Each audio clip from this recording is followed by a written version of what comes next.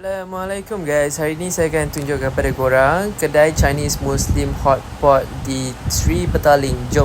Nama kedai ni Yiping Lau Hotpot BBQ. Boleh makan ala carte dan juga buffet. Sini adalah seorang Chinese Muslim. Hijil halal pula saya tak nampak lah. Tapi kalau was-was janganlah cuba. So ni adalah lauk-lauk dia. Seafood, daging.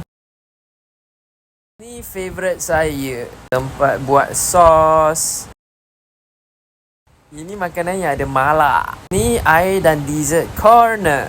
Tempat ni memang besar. Ada atas dan bawah. Ini memang dekat dengan Petaling Street dan Central Market. Sup yang saya ambil ni adalah sup herba. Kambing favourite saya ni kalau salah masak, dia akan rasa kenyal. Susah nak gigit.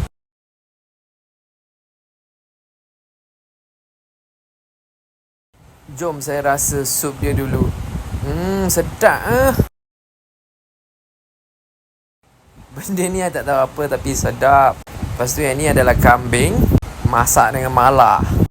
Dan harga makan kat sini sangat berpakutan. RM39.90 untuk weekdays. Weekend pula RM59.90. Ni pula adalah lidah lembu. First time saya rasa lidah lembu. And basically, I tak suka lah. Maybe ada orang suka makan lidah lembu kot. Sampai sini memang kena order, which is daging skewered. Daging BBQ. Sos dia memang sedap.